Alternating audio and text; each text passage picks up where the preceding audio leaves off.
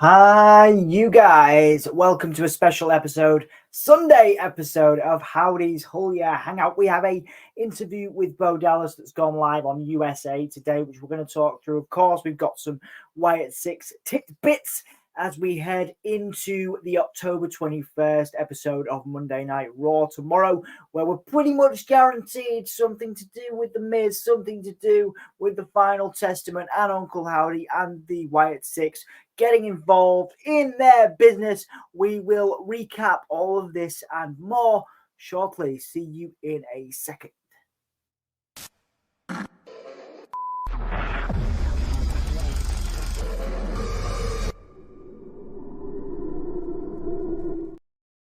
So, with that done, with that out of the way, let's get into it. So I'm going to share my screen. We had this week, it went live yesterday, a Bo Dallas interview with USA Today.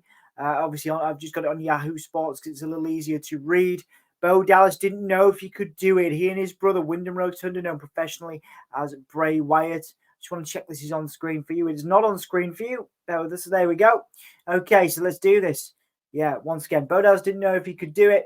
He and his brother, Windham Rotunda, known professionally as Bray Wyatt, had spent so much time brainstorming ideas for their WWE return. The brothers were like kids again. They were excited, constantly planning, to the point Wyatt would text his sibling at 3 a.m. just to tell him something he thought of. It all changed when, in August 2023, Wyatt died at the age of 36. The family was devastated, and Dallas thought everything he and his brother had been building for was gone. Even as he dealt with the sudden loss of a WWE icon, Dallas knew he had to come back to WWE. It had been a while since he last appeared for the company, but he wanted to at least give it a shot. He wanted to continue his brother's legacy, but he was worried and doubted not only how it was going to be perceived, but if it was going to work. Then the music hit. This is, of course, referring to the return in June. The crowd reacted, and all of those fears went away. Dallas was back as Uncle Howdy, the character he and his brother created in his final stint in WWE. And he brought along a new group to form the Wyatt Sicks, a group destined to continue the work of Wyatt. I didn't know if I wanted to continue without my brother, but as this has gone forward, I realize he's with me more than ever. Dallas told USA Today Sports. I always loved wrestling, but I thought maybe the passing of my brother might have taken that away from me. But it's been the exact opposite. I thrive off the moment where the music hits and I step out and I can feel Windham still with me. As Dallas works to push his brother's legacy forward, Wyatt's ideas continue to come to fruition. Earlier this week, WWE 2K24 released the Bray Wyatt edition of their game. Of course, we have some content on that right here on Gimme a Hull Yeah, which includes the new version of The Fiend, the menacing character Wyatt portrayed that was supposed to be reinvented when Wyatt was to come back to WWE programming before his death. Dallas said, "It's unbelievable to see his brother's creations still come to life after his death. The world gets the chance to see that even though he's gone, his ideas and legacy are still going through," he said. It's not just in the video game world where the influence stays. Wyatt's fingerprints are still well into the fabric of Uncle Howdy and the Wyatt Sicks.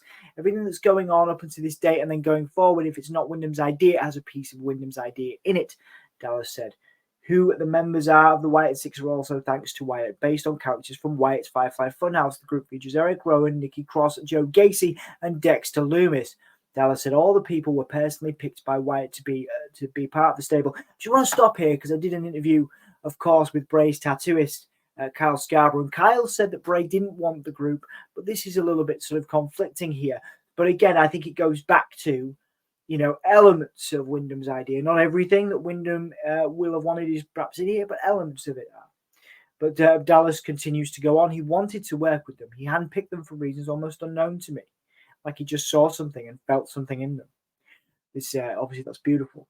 The group has been a success since its electric debut in June. The moment the lights started to go off on that singular note from the song "Shatter" by Code Orange, which was also Wyatt's entrance music hits, the crowd erupts, knowing something mythical is about to take place. It was, of course, a beautiful moment.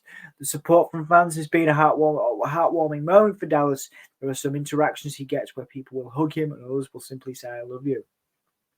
It's the affection that helps Dallas continue his mission. He's given all of his heart and attention to his craft and will continue to do it as long as he continues to feel what he experiences from the WWE Universe. The Wyatt Sicks appear to have finished their feud with American Alpha, but as for what's next, just like my brother, Dallas has plenty of plans in store. You're just going to have to wait and see. He said the Wyatt Sicks is just getting started. We got a lot of work to do. Wyatt surely has to be proud to see his brother, to see what his brother is doing for him. But Dallas has gained support from those closest to him that also work to keep the Wyatt legacy alive. He comes from a storied wrestling family, and he describes the past year as the hardest one of their lives. But as they have dealt with tragedy, they've become closer, and they've been right there all along the journey to continue the story. Dallas says his family is proud of him because they all know this is what Windham would want. One of the more mysterious characters in WWE, Wyatt appeared to be larger than life. He didn't just seem that way to fans, his brother saw him in the same light. Dallas felt like his brother could see into the future, and he recalled before his death that looking back at it now, it almost seems as if Wyatt knew his brother would be the one to carry the torch. When we were talking and going through all these ideas, a lot of times he would just say, "You just be ready, man. You be ready," Dallas said. Maybe it was a foresight that he was given, I don't know, but it just solidifies this is exactly what I'm supposed to be doing for him because I know this is what he wants. It is a big responsibility to carry a legacy, but Dallas knows he can do it because he isn't alone. He loves his brother, and so does all of WWE, and they're all in it together. I feel the love from everybody watching this, and that is a part of this because it's not just me, it's everybody. He said everybody is in on this for Bray. The article originally appeared on USA Today. People can find that.